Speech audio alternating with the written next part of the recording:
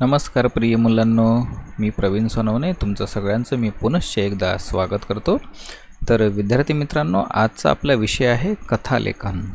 कथालेखन कसे करावे हेच आपण या व्हिडिओच्या माध्यमातून आज बघणार आहोत। तर कथालेखनाचा जो प्रश्न असतो तो तुम्हाला तुमच्या प्रश्नपत्रिकेमध्ये पुढील पद्धतीने येतो बघा। मग ते इयत्ता 9वी असो की इयत्ता 10वी असो, या दोनही वर्गांमध्ये याच स्वरूपामध्ये कथालेखनासंबंधित हा प्रश्न आलेला असतो आणि तो असा असतो बघा। त्याचं आपण वाचन करूया। खालील मुद्द्यांच्या आधारे याचाच अर्थ असा आहे की आपल्याला कथालेखनासाठी काही आवश्यक असे मुद्दे दिलेले असेल तर खालील मुद्द्यांच्या आधारे कथालेखन करा। कथेला शीर्षक देऊन तात्पर्य लिहा। म्हणजे आपल्याला मुद्द्यांच्या आधारे कथालेखन तर करायचंच आहे, त्यासोबत कथेला आपल्याला शीर्षक द्यायचं आहे, म्हणजे टायटल द्यायचं आहे। आणि टायटल दिल्यानंतर संपूर्ण कथा लिहिली की शेवटी त्याखाली मात्र आपल्याला तात्पर्य म्हणजे मोरल लिहायचं आहे। तर या अनुषंगाने आपण कथालेखनासाठी इथे जे मुद्दे सांगितलेले आहे की खालील मुद्द्यांच्या आधारे कथालेखन करा। तर मुद्दे आपल्याला कसे येतात, तर या पद्धतीने आपल्याला मुद्दे येतात। हे फक्त एक उदाहरण आहे, याऐवजी कोणतेही मुद्दे म्हणजे कोणतेही कथा लिहिण्यासाठी तुम्हाला येऊ शकते बघा। आधी आपण या मुद्द्यांचं वाचन करूया, मुद्दे वाचूया। एक हट्टी राजकन्या हा एवढा एक मुद्दा, नंतर न संपणारी गोष्ट सांगण्याचा हट्ट हा दुसरा मुद्दा, असे विविध डॅश डॅश नंतर हे जेवढे आहे ते तेवढे सगळे मुद्दे आहे बघा। एक हट्टी राजकन्या, न संपणारी गोष्ट सांगण्याचा हट्ट, राजाची दवंडी, राजकन्येचा हट्ट पूर्ण करणाऱ्याला अर्धे राज्य बक्षीस। आता दवंडी म्हणजे काय, तर ढोल पिटवून एखादी सूचना जेव्हा गावामध्ये दिली जाते, सुनो सुनो सुनो, ऐका हो ऐका, तर असं जेव्हा म्हणतात, असं वाजा गाजा वाजवून जी सूचना दिली जाते त्याला म्हणतात दवंडी। तर राजकन्येचा हट्ट पूर्ण करणाऱ्याला अर्धे राज्य बक्षीस व न करणाऱ्याला मृत्यूदंड। अनेक देशांतील लोकांचे प्रयत्न असफल, राजकन्या दुखी, एका शेतकऱ्याचा प्रयत्न, गोष्टीला सुरुवात, एक धान्याचे कोठार, एक चिमणी आली आणि दाना घेऊन गेली, तेच सारखे, गोष्ट पुढे सरकत नाही, राजकन्येला आपली चूक समजणे, शेतकऱ्यास अर्धे राज्य बक्षीस मिळणे आणि तात्पर्य। तर विद्यार्थी मित्रांनो, हे असे या कथेचे मुद्दे होते। हे कथेचे मुद्दे जेव्हा आपण यांचं वाचन केलं तेव्हा आपल्याला लक्षात असं आलं की एक हट्टी राजकन्या होती आणि तिचा एक हट्ट असतो आपल्या वडिलांकडे म्हणजे राजाकडे की मला न संपणारी गोष्ट ऐकावयाची आहे। आता तिच्या वडिलांना माहीत असते की ही गोष्ट अशक्य आहे, परंतु राजकन्येचा हट्टच होता की मला ती गोष्ट ऐकवायची आहे। शेवटी नाइलाजाने राजाने मात्र आपल्या संपूर्ण राज्यामध्ये दवंडी पिटवली आणि घोषित केलं की जो कोणी राजकुमारीला न संपणारी गोष्ट सांगेल त्याला माझे अर्धे राज्य बक्षीस मिळेल, आणि मात्र तो जर यामध्ये अयशस्वी झाला तर मग मात्र त्याला मृत्यूदंडाची शिक्षा मिळेल। तर अर्धे राज्य बक्षीस मिळेल या लोभाने अनेक लोक आले आणि त्यांनी प्रयत्न केले, परंतु त्या सगळ्यांचे प्रयत्न मात्र असफल झाले। आणि मग तिथेच एक छोटासा शेतकरी असतो, तो सुद्धा प्रयत्न करतो। आणि तो प्रयत्न का बरं करतो, तर तो आपल्या शेतामध्ये धान्याच्या कोठारामध्ये असतो आणि तिथे तो बघतो की एक चिमणी येते आणि दाना घेऊन जाते आणि तीच क्रिया ती परत परत करते। आणि तो प्रसंग पाहूनच त्या शेतकऱ्याला युक्ती सुचते की आपण हीच कथा आपण राजकुमारीला जाऊन सांगावी, जी कधी संपणारच नाही। आणि शेवटी तो राजकुमारी पुढे जातो, कथा सांगतो, पण कथा काही संपत नाही। शेवटी राजकुमारी आपला हट्ट मागे घेते आणि शेतकरी मात्र आपल्या बुद्धिमत्तेने आणि आपल्या युक्तीने म्हणा किंवा चातुर्याने म्हणा अर्ध राज्य हे बक्षीस मिळवतो। म्हणजे अशा पद्धतीने हे मुद्दे वाचन केल्यानंतर अशी कथा आपल्या डोक्यामध्ये तयार व्हायला लागली। नेमकं तुम्हाला हेच करायचं आहे। जेव्हा तुम्ही प्रश्नपत्रिकेतले मुद्दे वाचता तेव्हा त्या मुद्द्यांचं वाचन करता करता तुमच्या डोक्यामध्ये ती कथा व्हायला सुरुवात झाली पाहिजे। तर ही कथा जेव्हा आपल्या डोक्यामध्ये व्हायला सुरुवात होते, बस मग वेळ काय, उशीर कशाला, जशी कथा आपल्या डोक्यामध्ये तयार व्हायला सुरुवात होते तसंच आपण लेखन करायचं। पण ते नेमकं कसं करायचं ते आपल्याला पुढील स्लाईडच्या माध्यमातून जाणून घ्यायचं आहे बघा। आता विद्यार्थी मित्रांनो, कथा लेखन हे प्रामुख्याने 3 भागामध्ये असते बघा। पहिला भाग आहे शीर्षक म्हणजे टायटल. कथेला शीर्षक असणं आवश्यक आहे कारण त्याच्यावरती गुणदान असतं. दुसरं आहे मजकूर. आता मजकूर म्हणजे मेन बॉडी. आता ती कशी असते ते सुद्धा आपल्याला अतिशय सखोलपणे पुढील स्लाईडवरती बघायचं आहे. आणि तिसरं असते तात्पर्य. विद्यार्थी मित्रांनो, मी तुम्हाला स्पष्टपणे सांगू इच्छितो की 9वी आणि 10वीचं जे गुणदान होतं कथालेखनावरती, गुणदान म्हणजे मार्किंग स्कीम असतं, ती या प्रमुख 3 मुद्द्यांवरती असते. म्हणजे शीर्षक हे अनिवार्य आहे, मजकूर म्हणजे मेन बॉडी, फक्त नुसतेच मुद्दे लिहायचे नाही तर ते मुद्दे स्पष्ट करून लिहायचे आहे, त्याला आपण मजकूर म्हणतो. आणि तिसरं असतं तात्पर्य. हे तीनही मुद्दे खूप महत्त्वाचे आहे. या 3 मुद्द्यांच्या अनुषंगानेच तुम्हाला गुणदान केलं जातं. म्हणून शीर्षक, मजकूर आणि तात्पर्य हे तीनही मुद्दे तुम्ही कायमचे लक्षात ठेवायचे. याचाच अर्थ असा आहे की कथालेखनाची सुरुवात ही शीर्षकापासून झाली पाहिजे, त्याचा दुसरा भाग आहे मजकूर आणि तिसरा भाग आहे तात्पर्य. तर या 3 मुद्द्यांच्या आधारे आपण पुढील गोष्टी अभ्यासूया. सगळ्यात आधी शीर्षक. बघा, तर शीर्षक कसे द्यावे हा आपला प्रश्न आहे. शीर्षक कसे द्यावे बघा, शीर्षक हे समर्पक असावे. समर्पक असावे म्हणजे काय, मिळते जुळते असावे. होतं काय की विद्यार्थी मित्रांनो, एकाच कथेचे जवळपास 3 ते 4 किंवा कधीकधी तर 5-6 शीर्षक निघतात. अशा वेळेस कुठलंही एक शीर्षक तुम्ही दिलं तरी ते मात्र बरोबर आहे. नेमकं हेच शीर्षक हवं, हे नको, अशी परिस्थिती तिथे नसते. म्हणून आपण त्याला समर्पक शीर्षक असावे असं म्हटलेलं आहे. बरं, मग आता शीर्षक कसं द्यावं, तर शीर्षक देण्याचे काही इथे मी तुम्हाला महत्त्वाचे 4 मुद्दे सांगितले आहे. या 4 मुद्द्यांच्या माध्यमातून आपण आपल्या कथेला शीर्षक देऊ शकतो. पहिला मुद्दा कसा आहे बघा, तर कथेतील पात्रांनुसार. आता पात्र म्हणजे काय होते, तर पात्र म्हणजे होते कॅरेक्टर.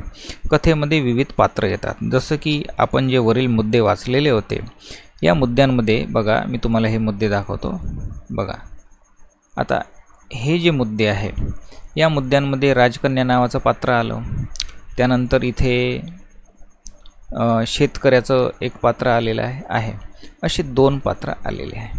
तर कथेतील पात्रानुसार सुद्धा आपल्याला कथेचं शीर्षक देता येतं.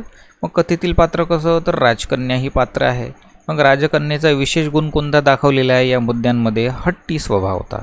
तर मग आपण काय देऊ शकतो, हट्टी राजकन्या असं त्या कथेचं शीर्षक देऊ शकतो. हे पहिलं शीर्षक. दुसरं शीर्षक कथेतील पात्रानुसार आपण असं देऊ शकतो की एक शेतकरी होता, तो बुद्धिमान होता आणि आपल्या बुद्धिमत्तेने त्याने अर्धे राज्य बक्षीस मिळवलेले होते, म्हणून बुद्धिमान शेतकरी.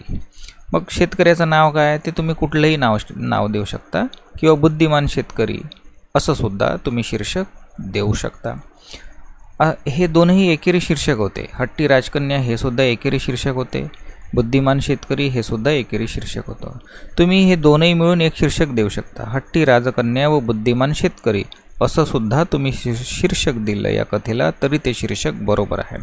अशा पद्धतीने कथेतील पात्रांनुसार आपण शीर्षक देऊ शकतो.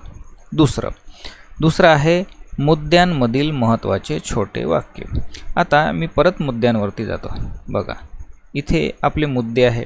या मुद्द्यांमध्ये एखादं आपलं वाक्य महत्त्वाचं असते आणि ते महत्त्वाचं वाक्य म्हणजेच तुमचं शीर्षक बनू शकते. जसं न संपणारी गोष्ट सांगण्याचा हट्ट, हा आपला एक मुद्दा आहे. आता या मुद्द्यांमधलं जर आपण फक्त न संपणारी गोष्ट एवढंच जरी शीर्षक घेतलं तरी आपलं शीर्षक बरोबर आहे. म्हणजे हे छोटे छोटे जे वाक्य आहे, या छोट्या छोट्या वाक्यांमधून सुद्धा आपण आपलं शीर्षक देऊ शकतो. म्हणजेच मुद्द्यांमधील महत्त्वाचे छोटे वाक्य, मुद्दा आपण वाचलेला होता आणि त्यामधून आपण काय शीर्षक घेतलं, तर न संपणारी गोष्ट, हे सुद्धा आपल्या कथेचं शीर्षक होऊ शकतं. बरं, आता तिसरा मुद्दा असा आहे की कथेतून मिळणाऱ्या संदेशानुसार.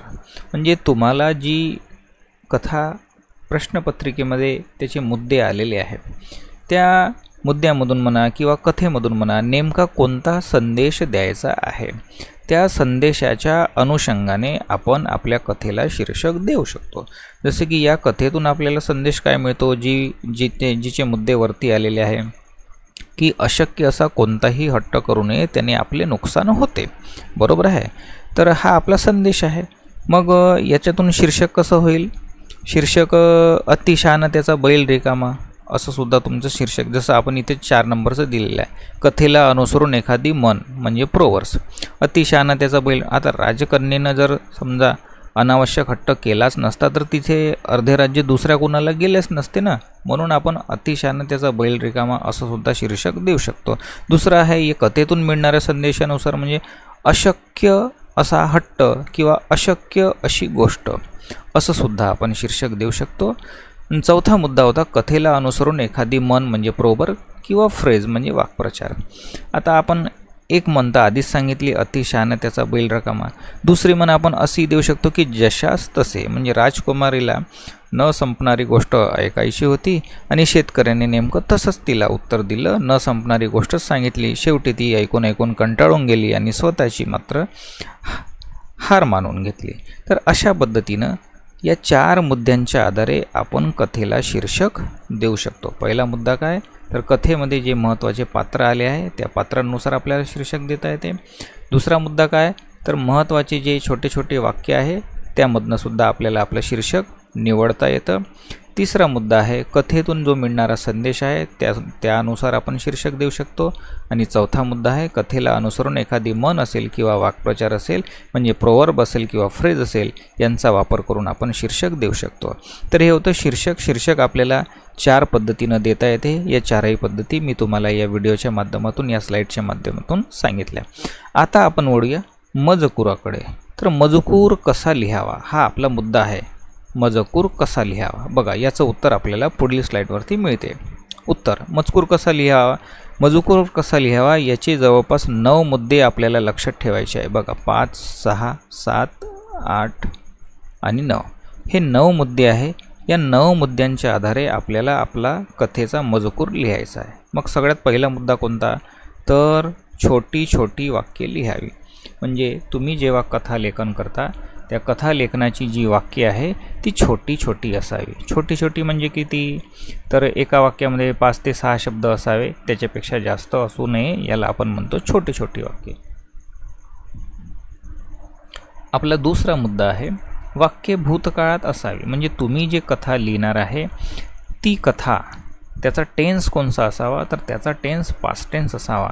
म्हणजे त्या वाक्यातली जी वाक्यरचना आहे कथेतली जी वाक्यरचना आहे ती भूतकाळात असावी. हे महत्त्वाचं आहे. बरं आता भूतकाळामध्ये तर पूर्ण कथा असावी पण भूतकाळामध्ये काय नसावं तर दोघांमधील जर संवाद असेल म्हणजे डायलॉग असेल म्हणजे एक व्यक्ती दुसऱ्या व्यक्तीशी बोलत आहे असं जर तुम्हाला दाखवायचं असेल तर तो संवाद मात्र भूतकाळात नसेल तो वर्तमान काळात असला पाहिजे.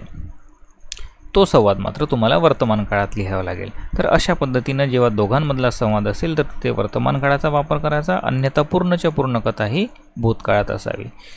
चौथा मुद्दा आहे आपला कथेत पात्रांची किंवा स्थळांची नावे जे काही आपण घालतो ती आपण आपल्या कल्पनेप्रमाणे द्यावी पण ती हास्यास्पद नसावी. याचाच अर्थ असा जर समजा तुम्हाला एखाद्या राजाचं नाव द्यायचं असेल तर तुम्ही त्या राजाचं नाव तुम्ही डोनाल्ड ट्रम्प किंवा किम जोंग असं जर तुम्ही नाव दिलं तर ते मात्र मग ते हास्यास्पद होतं. कारण त्यांना माहीत आहे की हे वेगवेगळ्या देशाचे राष्ट्रपती आहे आणि इथे मात्र आपण त्यांना राजा दाखवलं आहे. हे नक्कीच हास्यास्पद आहे. म्हणून हास्यास्पद नसावे. तुम्ही जे नावं द्याल व्यक्तींना नावं द्याल म्हणजे पात्रांना नावं द्याल किंवा गावाची नावं असेल ही नावं काल्पनिक तर असावी परंतु ती हास्यास्पद नसावी. ही महत्त्वाची गोष्ट तुम्हाला लक्षात ठेवायची आहे. महत्त्वाचा 5वा मुद्दा आहे कथा लेखनात प्रसंगानुसार वाक्प्रचार व म्हणी यांचा वापर करावा. जसा जसा कथालेखनामध्ये प्रसंग येतो त्यानुसार आवश्यक असेल त्या ठिकाणी तुम्ही प्रोवर्ब्स म्हणजे म्हणी वापरू शकता किंवा फ्रेजेस म्हणजे वाक्प्रचार यांचा वापर करू शकता. आवश्यक असेल तरच वापरायचं. जो प्रसंग आहे त्या प्रसंगानुसारच तुम्हाला म्हणी व वाक्प्रचार यांचा वापर करायचा आहे. नाहीतर प्रसंग भलताच असेल आणि जर तुम्ही म्हण किंवा वाक्प्रचार भलताच वापरला तर मग मात्र तुमच्या गुणांमध्ये निश्चित कपात होईल. त्याच्यामुळे याची काळजी घ्यायची. तर वाक्प्रचार व म्हणी यांचा वापर करताना योग्य प्रसंगानुसारच त्यांचा वापर करायचा आहे आणि योग्य अशी म्हण व योग्य असाच वाक्प्रचार तुम्हाला वापरायचा आहे. 6वा आणि महत्त्वाचा मुद्दा आहे हा सगळ्यात महत्त्वाचा मुद्दा आहे कथेची रचना ही शेवटपर्यंत उत्सुकता वाढवणारी असावी. म्हणजे पुढे काय झालं असं तुम्हाला सतत कथा वाचन करत असताना वाटायला हवं. म्हणजेच त्याला म्हणतात की कथेची रचना ही शेवटपर्यंत उत्सुकता वाढवणारी असावी. 7वा मुद्दा आहे आवश्यक त्या ठिकाणी विरामचिन्हांचा वापर करावा. आता विरामचिन्हे म्हणजे पंच्युएशन्स फुल स्टॉप म्हणजे पूर्णविराम, त्याच्यानंतर अर्धविराम, त्याच्यानंतर म्हणजे सेमीकॉलन, कॉलन म्हणजे स्वल्पविराम, प्रश्नार्थक चिन्ह, उद्गारवाचक चिन्ह, एकेरी अवतरण चिन्ह, दुहेरी अवतरण चिन्ह, त्यानंतर संयोग चिन्ह, विकल्पदर्शक चिन्ह, अपसरण चिन्ह असे जवळपास 10 विरामचिन्हे आहे. या 10च्या 10 विरामचिन्हांचा आवश्यक त्या ठिकाणी तुम्हाला नक्कीच वापर करायचा आहे, हे लक्षात ठेवायचं आहे. 8वी आणि महत्त्वाची गोष्ट आहे की कमीत कमी 3 ते 4 परिच्छेद म्हणजे पॅरेग्राफ असावे. तुम्ही 5 ते 6 सुद्धा परिच्छेद करू शकता, परंतु त्यापेक्षा जास्त करू नये. जेवढे प्रसंग आहेत तेवढेच परिच्छेद करावे. जर तुम्ही जास्तचे परिच्छेद केले तर मग मात्र तुमची कथा लांबेल आणि तुम्हाला वेळसुद्धा भरपूर लागेल. कथा लेखनासाठी फक्त तुम्हाला 8 ते 10 मिनटाचा वेळ, 3 तासांमधनं फक्त तुम्हाला 8 ते 10 मिनटेच वेळ मिळतो आणि या 8 ते 10 मिनटात आपलं कथालेखन पूर्ण झालं पाहिजे. म्हणून खूप जास्त लिहू नये. म्हणून मी इथे 3 ते 4 परिच्छेद असंच लिहिलेलं आहे. आणि शेवटचा महत्त्वाचा मुद्दा असा आहे की कथेचा जो शेवट आहे तो सकारात्मक असावा. सकारात्मक असावा याचा अर्थ असा आहे की कथेचा जो शेवट आहे तो पॉझिटिव्ह असावा, म्हणजे एक सकारात्मक संदेश आपल्याला मिळायला हवा. कुठल्याही प्रकारचा नकारात्मक संदेश मिळायला नवा. म्हणजे होपफुल म्हणजे काहीतरी अपेक्षा ठेवलेली आहे बा आणि तो त्या आशेवर आहे की ही आज नाही उद्या नक्कीच पूर्ण होईल, म्हणजे त्यालाच आपण म्हणतो सकारात्मकता, ज्याला आपण इंग्रजीमध्ये पॉझिटिव्हिटी म्हणतो. तर असा पॉझिटिव्हिटीने भरलेला तुमचा कथेचा शेवट असायला हवा. तर अशा 9 मुद्द्यांच्या आधारे आपल्याला आपल्या कथेचा मजकूर रंगवायचा आहे, म्हणजेच आपल्याला आपला मजकूर लिहायचा आहे. तो या 9 मुद्द्यांच्या आधारे लिहायचा आहे. तर आत्तापर्यंत आपण शीर्षक आणि मजकुरावर बोललो. आता आपण बोलूया तात्पर्य कसे लिहावे. हा आपला शेवटचा मुद्दा आहे. कथेचे जे महत्त्वाचे 3 भाग होते, पहिला शीर्षक, दुसरा मजकूर आणि तिसरा तात्पर्य. तर यापैकी तिसरा भाग म्हणजे तात्पर्य कसे लिहावे, तर याचं उत्तर आपल्याला या स्लाईडवरती मिळते. बघा, कथेतून जो संदेश मिळतो तेच आपले तात्पर्य असते. म्हणजे त्या कथेनुसार जो काही संदेश मिळालेला आहे तो संदेश म्हणजेच आपलं तात्पर्य आहे आणि त्याच अनुषंगाने आपल्याला तात्पर्य लिहायचं आहे. जसं की आता शक्तीपेक्षा युक्ती श्रेष्ठ हा संदेश निघतो, म्हणून याला आपण कसं लिहू. तुम्ही नुसती जरी लिहिली की शक्तीपेक्षा युक्ती श्रेष्ठ, परंतु एवढं लक्षात ठेवायचं आहे की तात्पर्य आणि मन हे दोनही सारखं नसावं. शीर्षक वेगळं असावं आणि तात्पर्य वेगळं असावं. जर तुम्ही तीच मन शीर्षकासाठी ठेवली आणि तीच मन जर तात्पर्यासाठी ठेवली तर मग मात्र तुमचं जे भाषिक कौशल्य आहे ते काहीतरी कमी आहे असा परीक्षकांचा समज होतो आणि तिथे मात्र गुण कपात केली जाते. म्हणून एवढं लक्षात ठेवायचं, शीर्षक आणि तात्पर्य वेगवेगळं असावं. तर तात्पर्य लिहिण्यासाठी सगळ्यात सोपी गोष्ट अशी आहे की जो संदेश मिळतो तो संदेश म्हणजेच आपलं तात्पर्य. तर अशा 3 भागानुसार कथा कशी लिहायची, तर त्याचं एक छोटंसं उदाहरण म्हणजे जे आपण वरती मुद्दे घेतलेले होते त्या मुद्द्यांच्या अनुषंगाने आपण आपली पूर्ण कथा कशी लिहायची ते आपण आता जाणून घेऊया. बघा, सगळ्यात आधी पहिला भाग होता शीर्षक. तर शीर्षक कसं द्यायचं बघा, न संपणारी गोष्ट. म्हणजे आपण त्यामधलं एक महत्त्वाचं वाक्य घेतलं आणि त्या वाक्यामधले हे फक्त 3 शब्द म्हणून आपण शीर्षक म्हणून आपण निवडलेले आहे, न संपणारी गोष्ट. आपण दुसरं शीर्षक घेतलं हट्टी राजकन्या, हे एक शीर्षक, आणि बुद्धिमान दौलती हे दुसरं शीर्षक. म्हणजे कथेतील पात्रांच्या अनुषंगाने कथेतील पात्रानुसार आपण हे दोनही शीर्षक घेतलेले आहे, एक हट्टी राजकन्या आणि दुसरं आहे बुद्धिमान दौलती. चौथं शीर्षक आपण घेतलं शक्तीपेक्षा युक्ती श्रेष्ठ. ही एक म्हण आहे, प्रोवर्ब्स आहे आणि त्याचा इथे चपखल बसते, कारण शेतकऱ्याने आपल्या शक्ती न लावता युक्ती लावून मात्र अर्धे राज्य बक्षीस मिळवलेले होते, म्हणून शक्तीपेक्षा युक्ती श्रेष्ठ. तर हे सुद्धा शीर्षक आपल्याला करता येते. आता इथे मी तुम्हाला 4 शीर्षक दिलेले आहे. तुम्हाला 4 शीर्षक लिहायचे नाही किंवा 2ही लिहायचे नाही, 3ही लिहायचे नाही. तुम्हाला कुठलंही एकच शीर्षक लिहायचं आहे, म्हणजे कुठलंही एकच शीर्षक लिहायचं. तुम्हाला समजलं पाहिजे यासाठी मी इथे 4 शीर्षक दिले, पण तुम्हाला मात्र फक्त एकच शीर्षक लिहायचं आहे. चल, आता मात्र आपण प्रत्यक्ष कथालेखनाला सुरुवात करूया. आणि आपल्या कथालेखनाचा पहिला भाग हा शीर्षकाचा झाला. आता दुसरा भाग आहे मजकुराचा. आता मजकूर कसा लिहायचा, तर मजकुरासाठी आधी पॅरेग्राफ करून घ्यायचा. पॅरेग्राफ केला. आता आपण राजाला नाव दिलं. एक चंद्रसेन नावाचा राजा होता. आता राजाला काय नाव दिलं आपण? राजाला चंद्रसेन असं राजाला आपण नाव दिलं. त्याला एक सुंदर मुलगी होती. मुलीचे नावही त्याच्याच नावाप्रमाणे चंद्रसेना होते. म्हणजे आता इथे राजकन्येला सुद्धा आपण चंद्रसेना असं नाव दिलं. हे काल्पनिक आहे परंतु सत्य वाटते, काही हास्यास्पद नाही वाटत. बरं, परंतु चंद्रसेना स्वभावाने फार हट्टी होती. एकदा तिने एखादा हट्ट धरला तर तो पूर्ण झालाच पाहिजे अशी तिची मानसिकता होती. एकदा तिने असाच एक विचित्र हट्ट धरला. कोणता हट्ट धरला? तर न संपणारी गोष्ट ऐकण्याचा हट्ट धरला. राजाने तिला खूप समजावले. बघा, आता न संपणारी गोष्ट ऐकण्याचा हट्ट धरला, आपण त्याला एकेरी अवतरण चिन्ह दिलेले आहे. राजाने तिला खूप समजावले पण त्याचा तिच्यावर काहीही उपयोग झाला नाही. शेवटी राजाने आपल्या संपूर्ण राज्यात दवंडी पिटवली की, आता बघा दुहेरी अवतरण चिन्हात, राजकन्येला न संपणारी गोष्ट ऐकावयाची आहे. जो कोणी तिला अशी गोष्ट सांगेल त्यास अर्धे राज्य बक्षीस मिळेल व गोष्ट सांगणारा अयशस्वी ठरल्यास त्याला मृत्यूदंड मिळेल, असा आदेश दवंडी पिटवून राजाने दिला. बरं, दवंडी ऐकल्यावर अर्धे राज्य या विचाराने खूप लोकांनी प्रयत्न करण्याचे ठरवले, पण मृत्यूदंडाच्या भयाने बरेच लोक माघारी फिरले.